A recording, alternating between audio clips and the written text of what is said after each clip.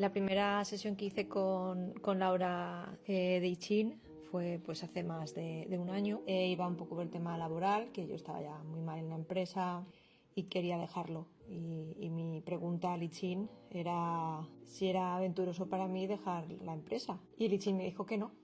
Y claro, yo no entendía nada. Digo, ¿cómo puede ser que me diga que no cuando es una situación en la que yo ya no puedo soportarlo más? Y para mí era como salir de ahí, era la libertad total en muchos sentidos. Y le hice caso y a los 3 meses me despidieron. Y al no marcharme yo, pues evité que la situación fuera muy dura. En cambio, de esta manera, pues me indemnizaron, tuve paro durante un año y pude estudiar un máster de un año y me encuentro en el momento de emprender. Así que para mí el I Ching ha sido siempre maravilloso.